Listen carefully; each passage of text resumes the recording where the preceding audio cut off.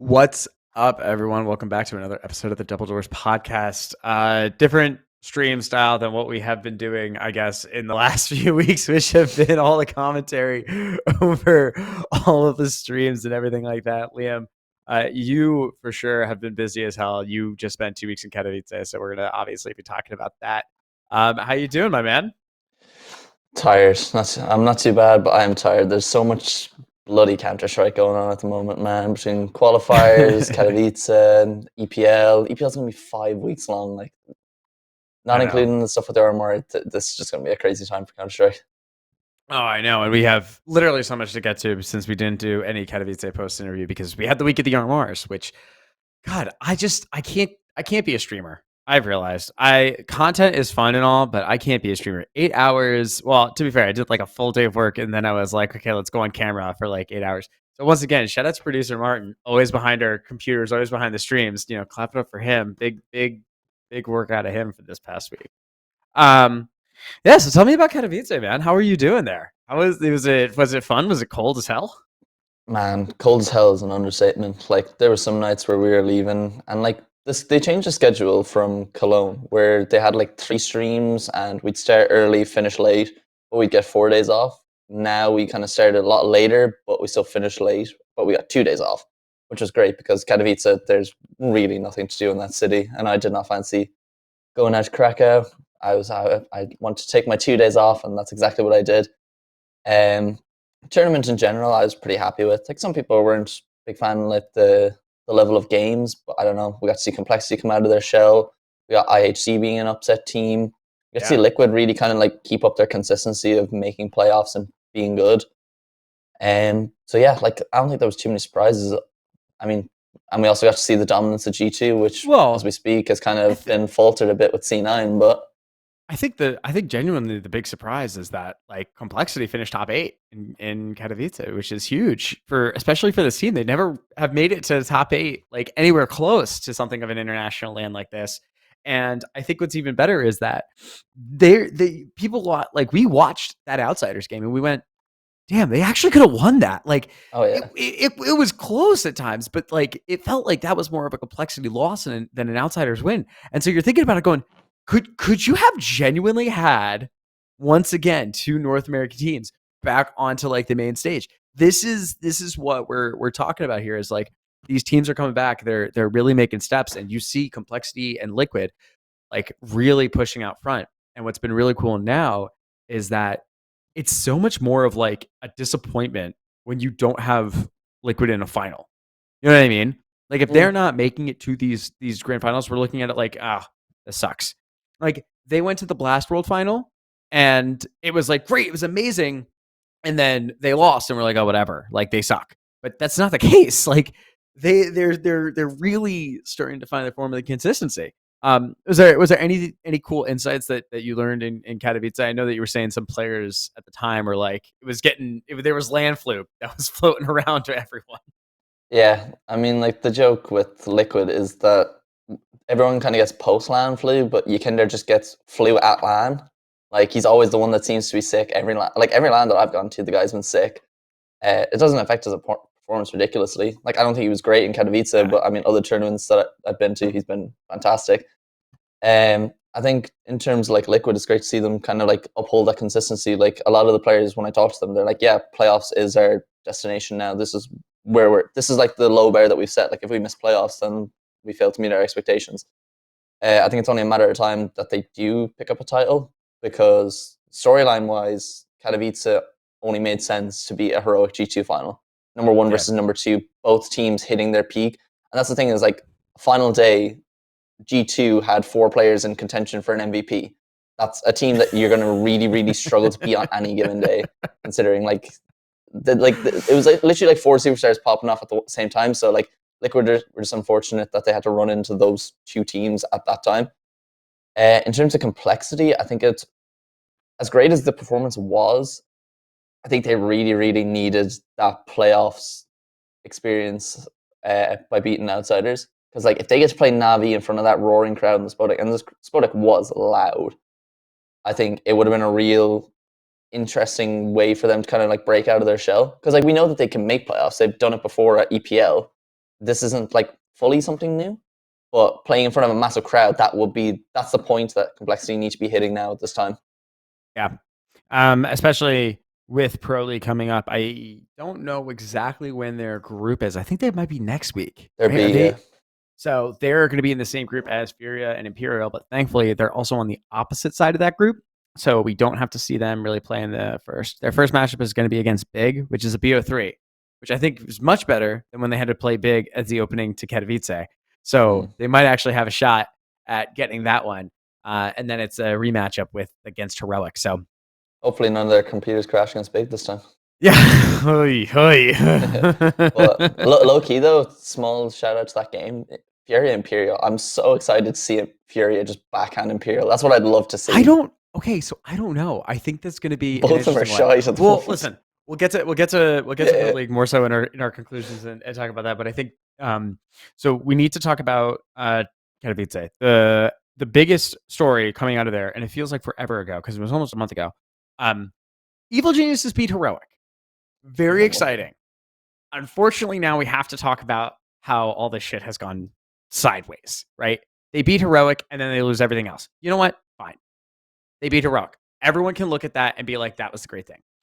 The problem that they have now is that they can't win again. And they have continued to just, they lost everything in Katowice, and that was tough. And the tweet that came out after by GamerDoc, where I don't have a problem with, I actually don't really have a problem with the tweet because the person that tweeted it is genuinely, because the person that tweeted it was someone that was overly excited about their team, about their organization, and it was a bad tweet. Okay. No one's going to say it was ever a good tweet. It was a pretty bad tweet. And the problem is that she kind of was like, how dare all of you not give us the proper credit? You can only start saying that when you win consistently. And now I think that she's just getting rolled over the coals over and over again now to the point where it's become just annoying. And I'm like, I'm kind of over it. Like, I'm really kind of over it. So that is how personally I feel about the EG like Katowice thing, is that this tweet just keeps living on. And I just want that tweet to like burn in a fire. I hate that we keep talking about it. I feel like as Twitter user Ryan at Dust2, I feel like you have a lot of sympathy for her, knowing like how a dog shit tweet can be like how it can be dragged back. I feel like that's why you gotta give her a bit of sympathy. That's just listen. Twitter isn't real, man. We're just on here having fun, and it's stupid when people do it and take it, and they're like, "Oh!" It's just just let it go. So my thing is, it is an awful tweet, because that's a tweet that you tweet when you win an event, not when you win a best of 3 against a half a sleeper Heroic. Yes. And the way that she's kind of, because so the way that the tweet comes across, there's two facets to it. She basically said like, oh, how can you say like Heroic didn't show up? And it's like, Heroic did not show up. Heroic are objectively top 2 in the world. They did not show up in that game. That's not how they normally play. And we've seen that ever since they've gotten to the finals of Katowice. Whatever. Fine on that element. But the second thing is, she went for casters and analysts, and we all know the thing with Kassad. But don't go for the casters and analysts for saying that you're bad when you were bad and now you're still bad. Like, it's just gonna keep coming back to you. Like, if you go for the community and say like, look, we proved what, like the perfect tweet for her in that instance would have been like, look, we proved what we're capable of by beating Heroic. This is only the beginning. Not, we've proved you all wrong. We're here now. So I can see, it's just, we all know what it's like in Counter-Strike. People tweet dumb shit all the time. Henry G. Colossus is the one that I always talk about. Like, yeah, obviously that was more. But that and Juggernaut too. Those were like some great tweets that just will live on forever. On people for their tweets, but I feel like it is going to simmer out. Like, it is going to get to the point where we don't care. But it's just, the problem is you've fallen into the period of time where there's a lot of Counter-Strike being played, and there's a lot of times that Evil Geniuses are going to get bitch slapped during this period of Counter-Strike. So yeah, and I think that's the hard problem. Otherwise, I think we have to commend Liquid's performances. OC really turned it up in Katowice. Massive event for him. I think we even said it on this podcast. We were having a lot of concerns with OC headed towards the end of last year. And if anything, I think that he's actually really stepped up again. He's kind of having that first half form that he had back in 2022. So him being able to recover that and being the opera and the player that they need from him is so pivotal moving forward, because it will bring them consistently semifinal appearances and final appearances and having like a good old, shot to getting to um the finals and winning events. So OC coming back and having much more of a thing is, I think, a better indictment of where Liquid is than Liquid actually as a whole making semifinals. I think OC coming back is the biggest catalyst for this team. Yeah, for sure. I have to agree with that because, like I said a little bit earlier with Yakinder, he didn't actually turn up this event, but it was nice to see OC kind of step into that. Like, he was taking more of the aggressive roles, like getting picks and stuff. He seemed confident, and like this tournament specifically, from being around the hotel and like being around the players, like I got to hang out with the Liquid guys a lot more, and I got a kind of bit of an insight into like where OC was at. Like his confidence was absolutely rocked, and I think a lot of us could see that from his play. But even from talking to him himself, he seems to be a lot more. He has the belief in himself at this point where it's like, there's a reason Liquid picked me up. I'm going to go prove why they picked me up. It's not like, oh, I'm just here because I'm here for the sake of it kind of way. So it does a real lot when you have that confidence in yourself. And I think we're finally starting to see it now. And like we said with the GamerDoc tweet, the thing is, you can't just say it for one event. You've got to consistently go and show that there's a sustainable bit of form now with OC. Like, he needs to go on like a run where it's like consistently solid. It doesn't need to be out of this world groundbreaking. He just needs to be really solid now. Yeah, and I agree. I think that this Liquid team, they also kind of went on the whole revenge tour as well, right? They beat Spirit, who kicked them out of the major. They beat Vitality, who they lost to for Pro League, and they beat who else? FaZe, Old friends FaZe, Twist. Old friends FaZe, just always. So I mean, I think this was a really really strong event from them. And now they have Pro League, which is headed up there in one of the later groups. And so this just gives them kind of time to take a break. They didn't have to play the close qualifier, the RMR. Really, really helpful. Really, really good for everyone here. And basically, I think after Pro League, it's what they have to do: Showdown, and they have to do RMRs, and then it's major time. And that's it. And that's your season. And then if they make it to Blast in DC, then they go to DC, and that's your season. So you really have four big events over the course of the next 4 months that are your priority. And it should be looking at it seriously. They should qualify for Showdown.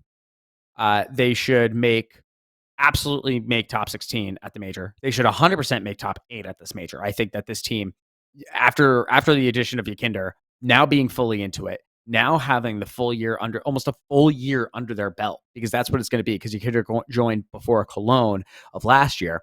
They're going to be able to really be in sync, and I think that this is the time that they're going to exceed. And I'm excited. I'm excited for this. We're gonna see them in the arena, and I'm gonna start learning some French terms to yell at Zaiwu when he's trying to op against Liquid on the main stage at the Accor Arena. I'm gonna start, being like "Sacre bleu, here's your baguette," like I'm just sitting next to Nell. Right, sitting next to Guilherme the whole time. It's gonna be great. Yeah, no, I definitely think now that we've kind of got that, not fluke, but that kind of weird ass major of none of the top teams making top 8. There's no excuse for Liquid now. Everyone should please just go back to normal major playoffs this time around, please. Yeah. And I mean, I think Furia, they need to figure out what's going on. I hope that they have a good Pro League. They lost to losing to IHC was insane. IHC also, like, by the way, the greatest Dust 2 title, one of the best Dust 2 titles that I think I've ever written, besides the Apex one from a Fragadelphia, where Ape Shocks takes down Bikini Bottom Babes or something, was Liquid doing what Americans doing what Brazilians can or something, just as a match report. Like, it's just we're hoping that Furia can kind of pick themselves back up and hope that they can recover. But it also kind of goes to a point that I think we also talked about are we wasting Queserado's time on Furia?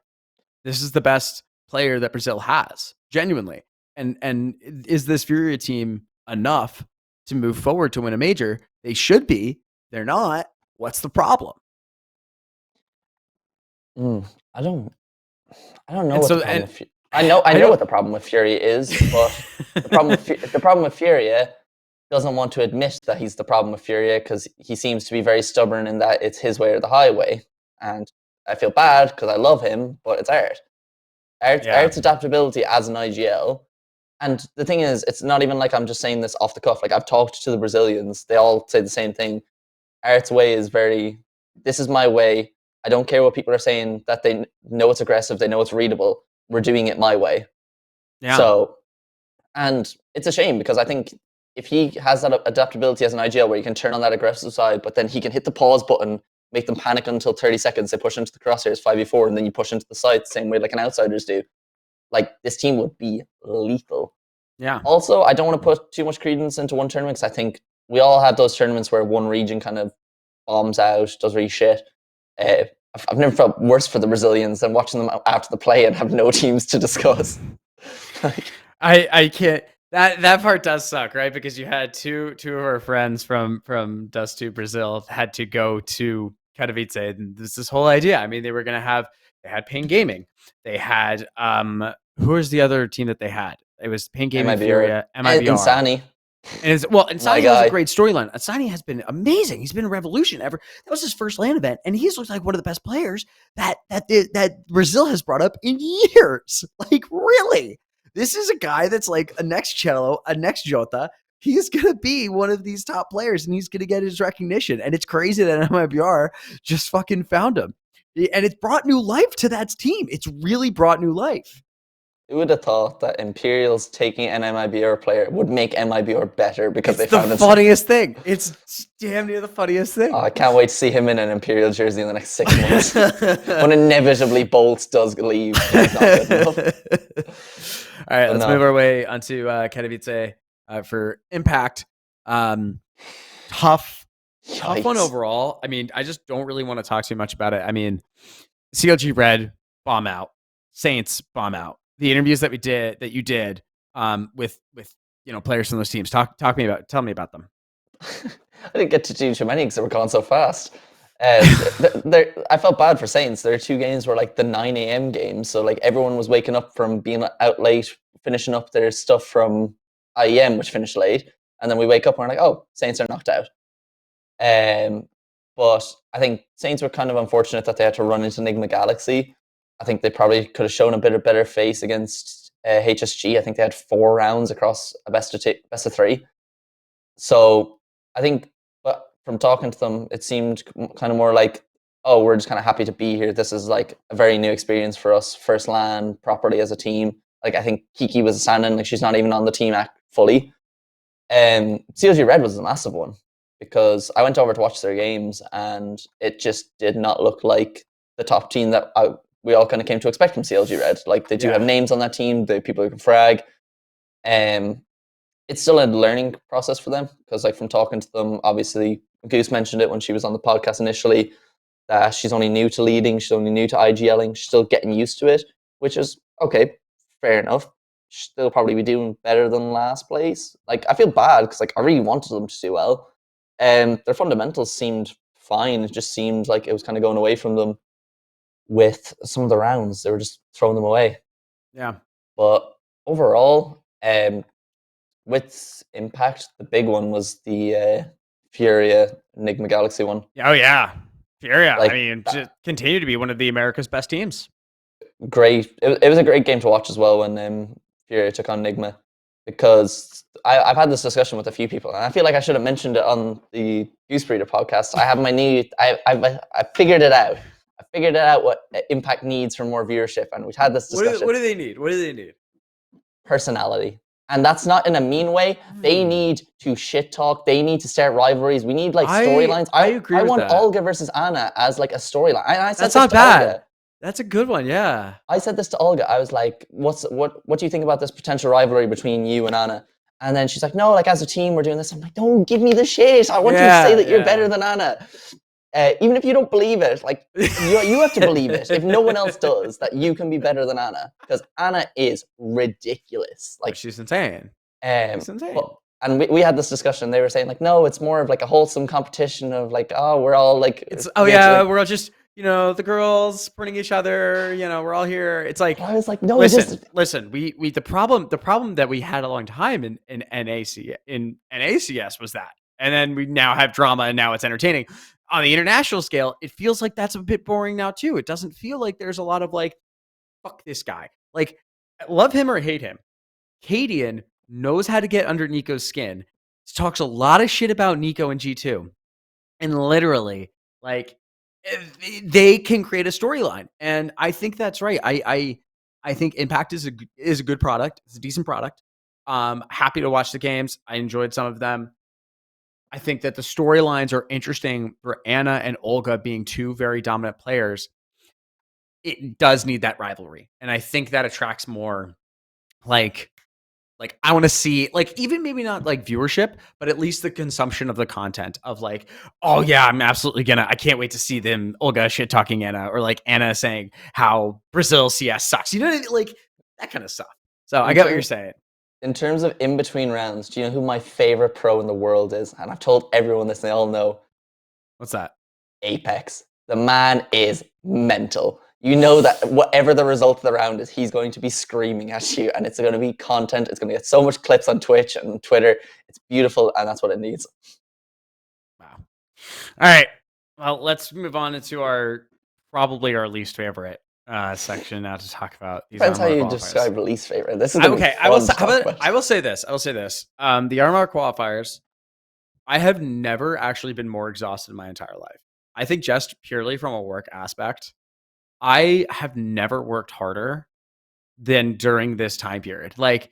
I did finance, like real Wall Street finance, and that shit was not as hard as some of these days where I would wake up, do regular work, try and talk to people, try and handle everything, and then it's like 6 o'clock, and it's like, okay, it's streaming time. Like, we're just streaming till 2 a.m. And I did that for like a week. And I did the open qualifiers when it was nothing. When I had to like pretend to be excited over the stupid team names and like not actually care what was going on because I knew the results were going to go through and who was going. The only time that it got exciting was it was like, oh my God, you're beat Limitless? That's crazy. And then it was like, wait, there was a cheater in this game that got banned? That's crazy. Like, those are the two highlights that I think I had the open qualifiers. So the closed qualifier, God, once again, I want to give a shout out to our great partners over at Gamers Club for helping provide us with GoTVs constantly. They did a lot of support with us as well, and they provided us with they had clean feeds that we could observe on, and so we were able to get the good streams and do all that stuff. So I know for producer Martin, that was an exceptional help when we had that. So awesome to have that. But yeah, so qualifying teams are Complexity and Pain 3-0, which Complexity, big story for them, was that they didn't make it to IEM Brazil because they lost so damn much to MIBR. And then they finally beat MIBR because the game is played at 1 p.m. in the afternoon instead of at like 1 a.m. at night. I think the thing with that Rio qualifiers, you could definitely see with a lot of the teams how important making it to the RMR was compared to the Brazil one. It was kind of like, you know, the way all the tournaments kind of come together, you can kind of see the one where everyone's like, oh, we can kind of like take our foot off the pedal for this one. It definitely, because everyone's panicking after the Rio one. They're like, oh my God, Complexity lost to MIBR. After Katowice, they're going to fall back into the same way that they were after Pro League. And I'm like, no, breathe, everyone. The RMR is coming. Relax. Yeah. So, all right. So qualified teams: Complexity and Pain, MIBR, Detonate, which Detonate is a 3-1 team. Didn't see that one coming. You're at 3-1. Again, don't see that one coming. Nouns and 1 at 3-2. With ATK, EG, and Timberman obviously not making it. ATK losing out. I just shocked. Genuinely just shocked for ATK. EG, absolutely pathetic. absolutely pathetic and easily the lowest moments of any one of those players' careers. And I don't even think that we really need to get into it other than like that is absolutely horrific. And everyone in that organization needs to take a good long look at themselves and like figure it out. Because I don't the biggest criticism, and I know you might say this, the biggest criticism apparently is, oh, it's management. Management doesn't have shitty strats. Management doesn't like make you just not have good protocols and make you just consistently fail against teams that you need to be beating 16-0, 16-0. It is damning for this team of this quality with these players, with the coaches behind them, with the money behind them, that they do not qualify. It is horrific. It is shambolic and absolutely like the worst at any moment of the. It's worse than Cloud9 not having qualified in those open qualifiers. Like it's insane. It's genuinely insane. And yeah, and I think that the team, honestly, I'm shocked that the team just didn't pull out of VSL Pro League and be like, we're sending EG White or we're sending EG Black, and like everyone else is benched for like as a timeout for like months. Like it's just their season's over. Their season is over until next fall. It's insane. I'll give my honest opinions, and it might come as a bit rash for you, Mr. NA. Like saying that was rash. That was rash. No, but I'm saying my reaction. Okay. I honestly think blow up the team. Like this five is not going to work. I don't even think you bench one player, replace him with another. You could bring in like a top EU player into this team. I still don't think it fixes it. I think like looking at the stats from top 30 is probably fundamentally like tier 1 at the moment. Like you could even say tier 2 depending on some of the opponents that are in top 30. Yeah. The highest rated player in 2023 so far, which is 4 events, is Automatic at 0.90, Hex 0.80, Wiz 0.85, Breeze 0.85, Neelan 0.87. And I genuinely think the only two pieces that would even be worth saving if you want to like have somewhat of a rebuild and not just go completely 5 new players is Automatic and Neelan. I love Hext, I love Wiz, I love Breeze. They all seem like great guys. Yeah. Breeze is past it. Hex and Wiz were brought up either too early or aren't going to be capable of competing at tier 1. That's the other problem, is that all of these people are great people. They're great people. And so when we say this is not an indictment of like, oh, they're awful and we hate them. It's just, unfortunately, this is the circumstance that it is. And I agree with you. Here's the problem. Neelan, as the IGL, cannot be your second highest performer. He can't. If an IGL is your second highest performer of any team, he's HLTV's top 1. He just should be. You know what I mean? Like on a normal top team, if your IGL is the second highest performer and you are consistently a top 30 team, that IGL better be in the top 20. Like it's ridiculous. You cannot do that. You cannot do it.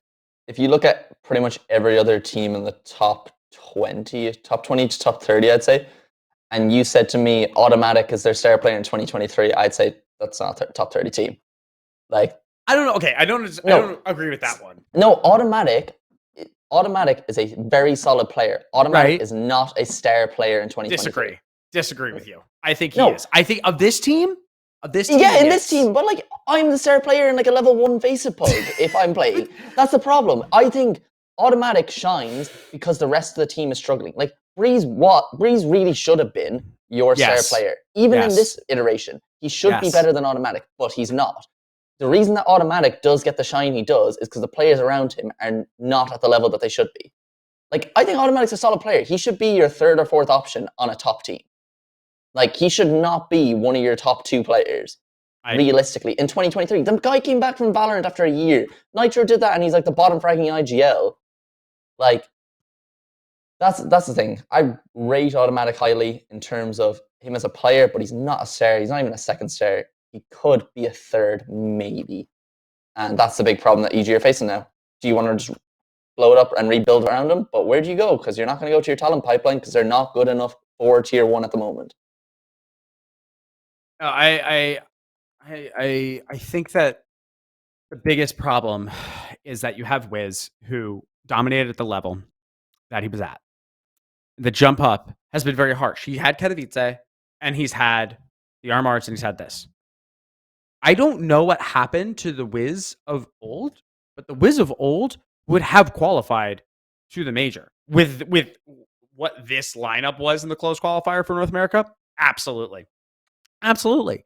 And I don't know what's going on with the team. I don't know what's going on with anything else in there. It's just like I'm personally a fan of the short-term memory loss of this community. Everyone calling now that Junior's with EG for him to be called up to the main team. Do you not remember what Junior did at Tier 1? I saw that Mauisnake tweet and I go, is this really like So what you're serious about? Like, what do you mean?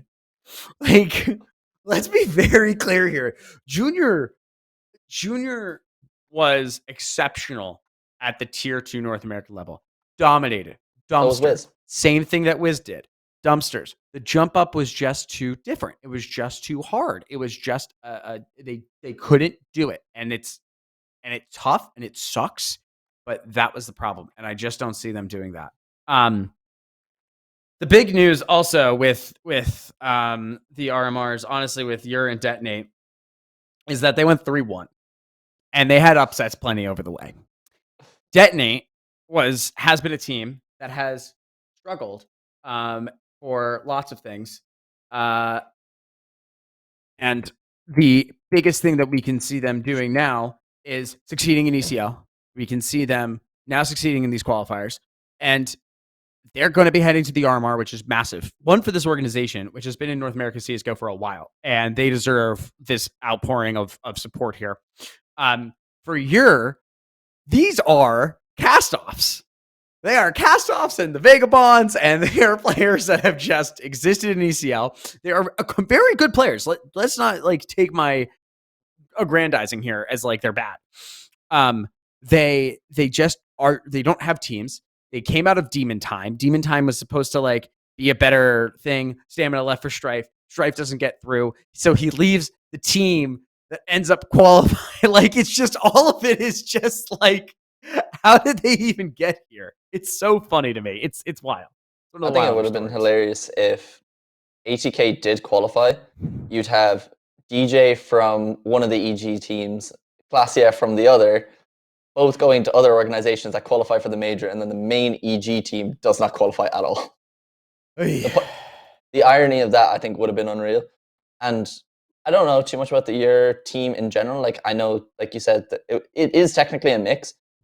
They're recognizable names for me as someone who doesn't keep up fully with ECL. Like, I try my best, but like they're names that I actually do recognize, like Dirty Montana, Walker, Glacia. Like, they're guys. They do seem like good talents.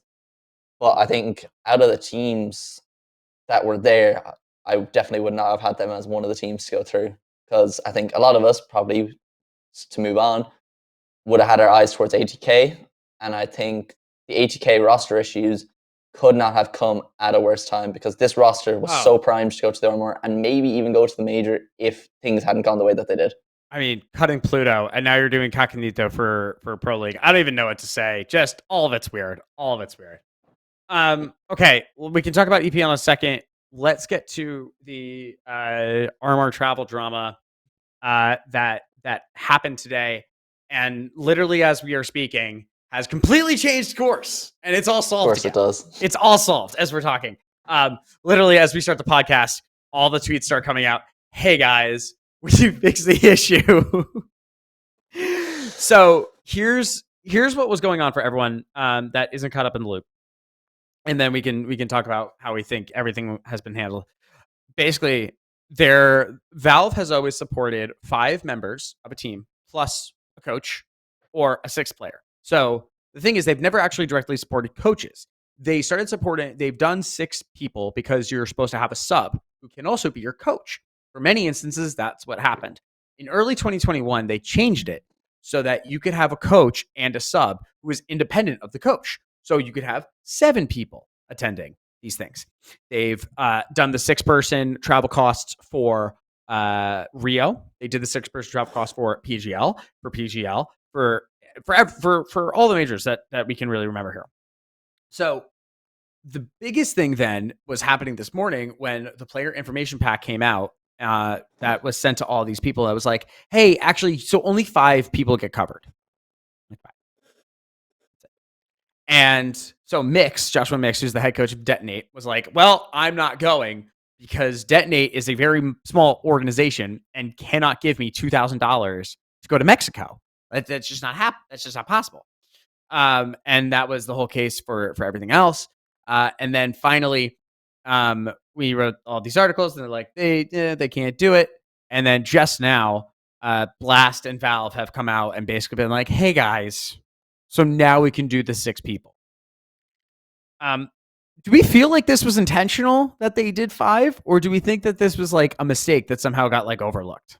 Definitely. If it's Valve that it came from, 100 million % it's intentional, because we've seen the slow shift that, not even a slow shift, and it's not even subtle. They do not like coaches in this game. They view this game as a 5-person game.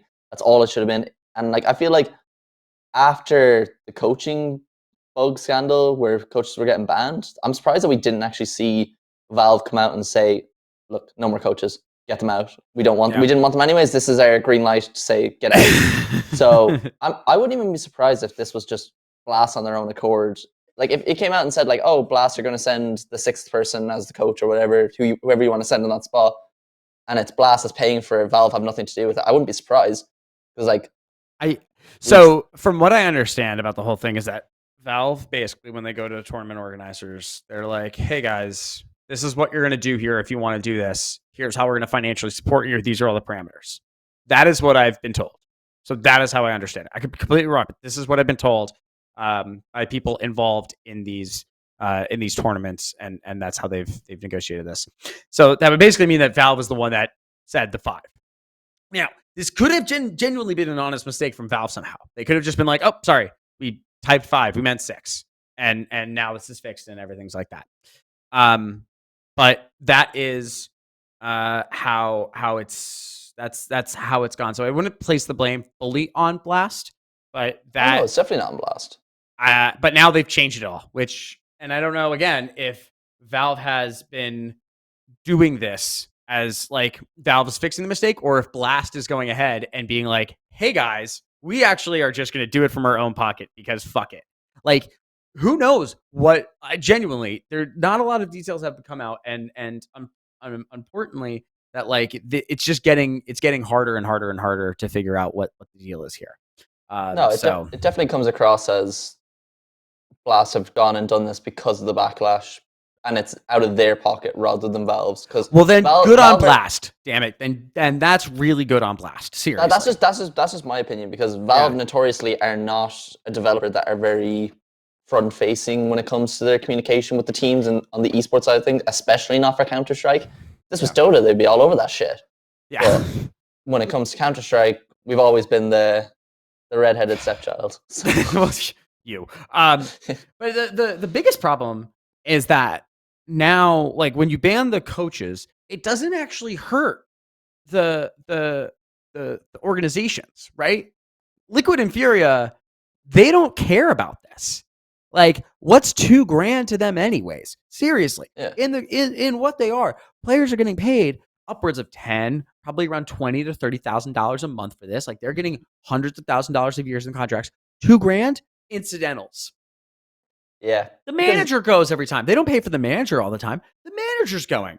They cover the manager. What? You've been to these events. Like, you've seen the amount of people that go with the top teams. Like, they have photographers, videographers. They've got some mental health coaches. Like, there's upwards of like 10 to 15 people sometimes. At Rio, you had so Naf's girlfriend pretty much always goes with the team. She's at a lot of the events. She does like some stuff for content, and I don't know what the arrangement is. All I know is that like she's there as part of probably like Team Liquid things. So she's one person, say, as like part of the entourage, right? At Rio, there was a social media person, there was a photographer, there's the team manager, and there's the coach. Also, there was an analyst. So you're talking about an extra 5 people that are basically under Liquid's thing there. So it's like, they're there. It's a lot of people that are involved in these things. For Liquid as the organization, they can afford to do this because they have the backing, they have the money, they can do it. For organizations like Detonate or a teamless organization like no, they can't. Well, I'm trying to schedule an interview to talk with one of the people from and he's like, I'm sorry, I have this job. I literally have no time. I barely can do this in team prac. Like I don't have time. That's what the reality of the situation is for these Americas guys. I bet you all of the other guys, as part of Detonate, they're either college kids or they have jobs or their parents are financially supporting them. They don't have like constant income streams, and that's how it is. So Yeah. it hurts the small teams, and that's what I think is the most disappointing thing. If you want to ban coaches, just fucking do it. Just don't pussyfoot around it and try and hurt the smaller teams that don't have the economic advantage. It's bullshit. Just do it or don't. It doesn't seem to be a shot at organizations, though. It's more a shot at coaching. It is, but it's done in the wrong way because you're just further creating a divide. And that's the problem. Yeah, but I don't think Valve really care. I think Valve are more, it's our way or the highway. And they're going to do whatever they can to get what they want. Because at the end of the day, they do hold all the cards. So. Yeah. It's I think it's frustrating. I think we need to accept and acknowledge that coaches are a vital part of it. I still disagree with not allowing coaches to talk constantly to the players. I still disagree with that. I think 4 timeouts in a game is actually a pretty good middle way here. If we want to say we have to rely on players as they're the ones really in the game to do this, fine. I can go with that. I can accept this as this is just a quirk maybe of how we operate our games. To ban coaches is just, it's not how professional Counter-Strike is played anymore. It's just not. Yeah. We have an amateur coaching scene. It's over. It goes all the way back, though, to when coaching first kind of came in and you saw teams just doing 5-star players and the coach was the IGL from the sidelines. Agreed. They did not take to that well, and that still is there in a sense. That's still how they view the coaching thing, because I mean, they're still not super hands-on with the game anyway. So I think I have to just like I disagree with Valve so much on this too, because Furia didn't have an actual coach at the major. Like they had a guy that was part of the owner, and he was just like, "Hey guys, I'm just gonna be here, and we're just all gonna be like one big family, and I'm just gonna like chill and talk to you guys. Like it's gonna be totally cool and totally chill, and I'm gonna calm you down when you guys get all excited and too crazy or like too sad. I'm gonna bring the temperature up. Like I think that's fine. I think it's cool. I think it's good that we have this, and it really really blows that this is the answer that Valve keeps pushing. And I'm disappointed. I really am. Yeah. So. I mean, we probably have a lot more faith from Valve if there wasn't a load of coaches that went around cheating. So, which is unfortunate. They ruined it for the rest of us. It's a very good point, honestly. It's a very, very good point. And yeah, I don't know. What more can we say on that, really? Yeah. All right, let's move on to the NAF article thing that he talked about. This was great. Thoroughly enjoyed it. It was a very candid one. I'm a little annoyed at you because you got permission to do a podcast with NAF before, and we had the ability to do it. No? I asked you to get in contact, and then I did. You said yes. Did I never get anything back? No. Did I never tell you yes? No. And the thing is, I'm on pretty good terms with NAF, and when I see him at events, like me and him talk a lot. Then it's all my fault. Yeah. I reached out and I said, "Will you reach out to Steve?" Because I don't have Steve. And he said yes. God damn it. Steve loves me as well. All right. Well, that sucks. Anyways, we could have had this for us, but basically, what happened here was that NAF and Mauisnake talked for about an hour. They talked all about this. They talked about how he wanted to go to NRG. He didn't even really seem to like Liquid in 2019, 2018. He was like, let me join NRG. We can be the best team in the world. Not a bad. Slapped. That would have been an insane team. Would have probably been the most insane team I've ever like seen in my life. It would have been nuts. It would have stopped Grand Slam Liquid though. So it would have. I mean, Grand Slam Liquid wouldn't exist. I think that Liquid would be in such a worse position, honestly, without NAF. He is a pillar of that team. And then he recalls how it was heavily rumored back in the day that he was going to join EG. I remember, here's the thing. I remember following that story so much because this when I first started as well. It was when you first started as well. And I remember following, and I think I told you guys that I kept hearing it, and I was like, I don't want to go on it. I don't want to, like, something just feels wrong. Like, it just feels wrong that, like, I didn't want another NAF leaving Liquid. I think that was the biggest thing, is I didn't want another NAF is leaving Liquid story and then having it blow up in my face, because I got one of those, and that's the only one I would ever and have like really ever blubbed on in my entire career. And I still get nightmares about it sometimes, and I just couldn't imagine doing it again. But yeah, at the time we heard constantly that he wasn't going, and then all of a sudden it was like NAF re-signs a new contract. He's staying with Liquid, and no one ever really got the full story until now. So when he was telling it, Liam, like, how did you, like, when you were first seeing the quotes and everything coming out about it? Like, what was your first reaction? Laugh my ass off. Like that headline, that headline quote is so good and it's so true. Which like, one though? HLTV's or ours? HLTV was the one that said about the management, wasn't it? It was no. Oh, that was ours. Ours would say that this management was one of the worst he's ever talked to in his life. Theirs was Liquid is light years ahead of this organization. I mean, both are hilarious and both are true. I think it's funny when you talk about that situation of him going to EG, because that was I remember being at Blast Fall Finals. That was the first event I ever did, and I was really new. Like, I recognized faces in the press room and stuff, and this was the Liquid roster that everyone was talking shit about each other. We knew that they all hated it there, and a lot of them were going to be out. A rebuild was coming. We didn't know who the rebuild was going to be around. The rebuild looked like it was going to be just a Liege, and Naf was on his way out. Fallen, Grim, and Stewie were all on their way out.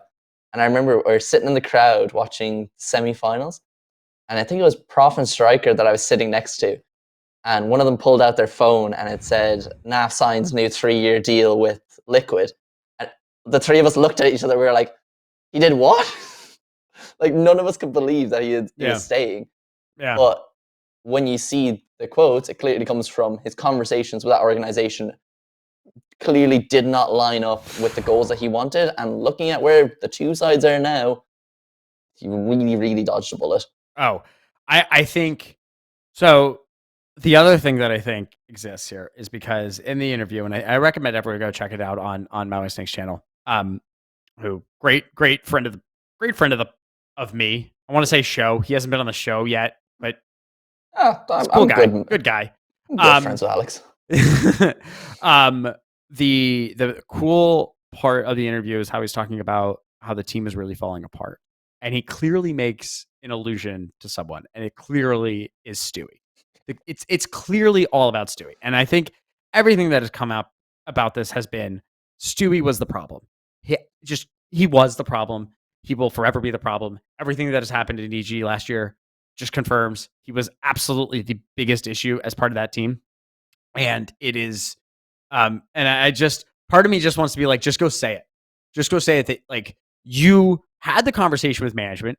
Management told you that they wanted Stewie to spearhead the project. You would be there as well. You looked at that and go, I'm never playing with this guy again, and said, fuck this, and went back to Liquid once, like, you could possibly hear that Stewie was signing the contract with EG. Like, that's what I'm thinking in my head, is like, there's no, like, also as Liquid, are you just really rebuilding around a Liege as one player? How are you rebuilding around a Liege as one player? You don't. They just went back in time. They took Nitro and was like, Nitro, you want to come back and play CSGO? And he's like, yeah, fuck this cartoon anime CSGO game. I'm coming back. And he's like, I figured out how to have my kid and how to start my family. I'm all set. Thanks for that one. I'll catch you later. And NAF's like, yeah, we're gonna get the band back together. They pick up an offer in the name of OC, and they're like, yeah, we got a real thing. And they're like, you know what we need? We need European influence. Now, they fucked up on the Shocks pickup. I will say that one. But do you remember who else they wanted to pick up at the time? MHL? Vinny. That's true. Fuck, I forgot about that because we reported it. So dead. We did report that. Fuck, I forgot about it. Would have been so dead if it was Vinny Shocks. Oh my god! How do I reported that? How the fuck do I forget this? That bro, time flies, and this. I forgot the Vinny to Liquid. That was a thing for a good like day or so. I think it was Vinny didn't get to go because they picked up NAF. That was the problem. Yes. They had picked up. That was the timeline. That's why I remember. Shocks was signed as a replacement for NAF. Vinny was going to be the 5th. But when NAF decided to stay, they kept Shocks because Shocks had signed because they were so convinced NAF was leaving. And then Vinny was going to come in as the 5th player, and then he did it. God, thank you all for rejiggering that. But that would have been very insane to see if Vinny went to Liquid for that one. But yeah, now they listen. Now they have Yakinder, and they're still like a top 5 team in the world, like consistently a top 5. They're top 3 right now. Yes. I say top 5 is just like no. I'm saying like we had this discussion a few days ago. Like G2 Heroic are guaranteed number 1 and number 2. Liquid are the only clear number 3 right now. Interesting. Okay. They consistently make it. FaZe keep missing playoffs. Navi are not the same Navi, and they make top 6. Like they can miss. They're likely to miss out of playoffs. Who else is consistent enough? That's fair. I'll give you that. I will give you that. I would have said FaZe last year. Well, FaZe. Oh yeah, of course. But like FaZe have missed playoffs how many times now? Too many. Do you think too many for that team? It's too many on that team. But yeah, Naf's interview is basically kind of correct, and it couldn't have come at a better time for everyone to keep hating on EG for being awful. So that content is tough, and yeah, but I don't think he's wrong. I think, and I think unfortunately, it's also changed my mind a bit on the EG management. I used to never really genuinely think that there was problems. I think that they were ambitious. I think they're trying to do things. I think that EG are still doing great work in continuing to support multiple teams, really trying to put and invest in the NA region. Like great stuff. But to have Naf, who is not a player that he necessarily goes out and makes such statements, that's damning. And it would be irresponsible of me to just like ignore that as like being flippant. Like that then now makes me actually concerned to be like, okay, does EG management genuinely know what they're doing from this player standpoint and know everything? And at this point, unfortunately, I don't have a good defense anymore for EG when players are like, I turned them down. Not because I didn't believe in the project, not because they didn't pay me enough money, not because I didn't like the team formation, but because I didn't like the management. That is my issue. Yeah, I think you like triggered something in me there when you said like the supporting the region thing, because it brought back that John G tweet when he was saying like, how dense are you for saying that they're not like supporting the region or something, or that we're not getting enough game times, when literally the headline of my interview with DJ, a player who left the project and is now allowed to speak freely and not go through EG Press, is saying we did not play enough. Tell me that EG White and EG Black would not have a better chance than Detonate and Ure to qualify for this RMR. It's great that they're getting paid. It's still hurting the region overall, and that's what I like. It's EG White would be going to the RMR. EG White would 100% be going to the RMR. But that's the thing. It's like Party Astronauts were a game away from the major against Imperial back in Antwerp. Right. You can say that. So the statement of you're hurting the region doesn't mean that we're not happy for the players getting paid. Right. Those two shouldn't actually correlate, because I'm happy that those guys get a salary and they get to support themselves. But those are just the 10 players. That's the only ones that are really benefiting from this. The scene overall is hurting because you take those two teams away from that. I think what's hurting, honestly, is that EG White you're right. They're not getting game time. They're just not. And it's going to be, it's not great. It's not great. DJ was with Pone and Ben for like 2+ years. They go to EG and he's gone within 6 months. That roster out was so good. I'm so sad that Party Astronauts died for this. I know. All right. Let's look at now we've got our drama out of the way. We'll kind of close up here. Pro League. We're EG probably gonna be eliminated on Saturday morning against IHC. And if they win, I'll be shocked. I'll be happy, but I will not, I don't know. It's what it is. The thing with IHC, though, is IHC fundamentally as a team look really good. They might not have the players, but fundamentally that team is very solid. The loss against MIBR was also not crazy. What's also very funny is that IHC was ranked 18th in the world and MIBR is ranked 22nd. So technically, MIBR's victory over IHC was an upset. And Evil Geniuses at number 24 if they beat IHC. Once again, an upset. But I don't know. I think that goes 3 maps. And I genuinely can't tell you right now who I think will win. I think it is definitely going to be a tough game. And boy. Do we all remember the ESL Pro League, the Luva agreement? Well, how many times did they have to finish last for the conversation? Dude, none of that even matters anymore. They were up for the conversation before, but now it doesn't matter. They're not having the conversation. This is restarting. This is restarting. Yeah, it doesn't matter. To finish last. It doesn't matter. They're a Luva agreement team. It's never going to be taken away. It's never going to be. But it's never going to be taken away. We're back to finishing last after one time. Well, let's be honest. They're never going to get kicked out of the Pro League because who else would they be able to just bully for weeks on end? It's just they'll just make more content out of it. Here's the other problem. If say they beat IHC, then they have to play MIBR or Eternal Fire because I'm imagining that Eternal Fire loses to Fnatic and MIBR doesn't beat G2. It's just my theory. And I don't think they've lost to MIBR and they've lost to Eternal Fire. So I think that if they can get one win, we should be excited and happy. But that's all that would be an accomplishment, honestly, for this team. And that's not great. That's tough. It's rough out here to be an EG. It's rough. I wonder, is there many EG fans, specifically just for CS? There's a few on my Twitter, and I feel bad for them. So big shout outs to those guys. The EG CSGO fan account, by the way, no idea where it's gone. I don't know if it's still tweeting, but it was very funny when it was, and now it's not, and that hurts. I will say, looking ahead, we've got next week when we're gonna be back and be consistent. Next Wednesday, we're doing our damn podcast again. Yeah, we're back to normal. Back to normal. That is when we are going to be doing. So we're going to have Complexity playing against Big, and then Furia Imperial facing off. Honestly, I could see Furia and Complexity getting some first round wins. That would be pretty good. That would be very, very solid for this Complexity team, which is 10th in the world. Yeah, I think Big is a nice matchup for them. I think we've seen Big kind of try and shift into Anubis being their home map, considering Dust 2 was their home map and it's been taken away. Complexity do look pretty solid on Anubis, so if that's where the map veto kind of goes, I feel like I'd be confident. Who do they play in the second round if they win? They would be playing Heroic or Movistar Riders, but I think it's going to be Heroic. And I think they're going to get absolutely shellacked.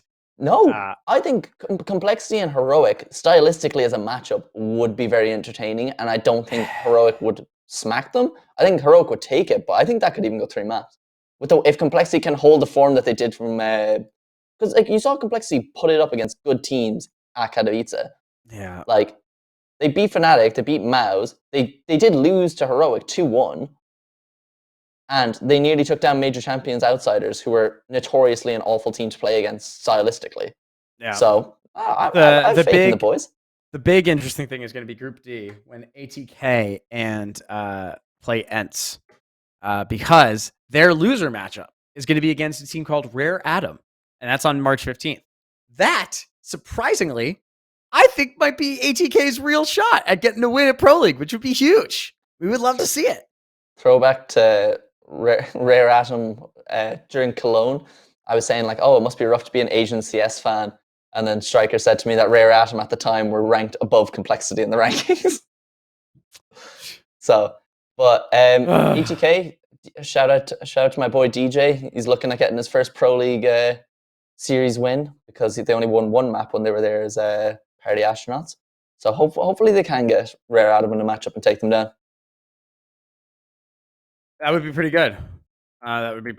Okay. So, perfect. Well, those are going to be our Pro League predictions. I don't really have any more closing thoughts. I just would like to, not suffer and keep dying. For everyone that's been consuming our content, you might have been noticing what we've been doing lately, which has been doing a pre-match content. Then we've been doing the recaps. Then we do post games. We're focusing on Evil Geniuses right now because they're an NA team, and because a lot of it would be hard if we did it also for MIBR. However, next week, I think that we are going to try and expand it and even do more. So we'll be doing Furia and Complexity, since both are NA teams. But this is a new thing that we're trying to do. So if you guys have been looking at the Dust 2 website and looking at the content and feed, please let us know what you think about that kind of stuff. We're trying to make it as consumable, digestible, and give you some quick facts just as you head into a match to just have some fun with. So those are my closing thoughts. Liam, how about you? I think my closing thoughts are pretty similar to my opening ones. There's a lot of Counter-Strike that is about to be consumed. I feel like when I take a step back and look at all the CS that's coming, I'm like, oh, my brain is not going to be able to cope with all of this. 5 weeks Pro League, RMRs, Major, everything. It's all going to be coming thick and fast. But look, that's what we're here for. We're ready for it. So I'm excited to get back into watching more CS as well after the Katowice stint. I'm going to love to see it. All right. Well, I'm Ryan Friend. Ryan, it's us too. You're Liam Slevin at SlevaCS. Martin is behind the camera doing all the producing. This is the Dust2.us Double Doors podcast. Make sure to go on to Dust2.us to follow up with all of your North American content. We have an expanded Instagram and we are expanding our TikTok, which Liam, Zoomers, you are going to be the face of. You are our new Zoomers. Zoomer president. We love to see it. So make sure that you check out all of our socials. Make sure you check out all of our content. Keep consuming it. We appreciate all of you for watching. We'll have another episode next week. See you guys later.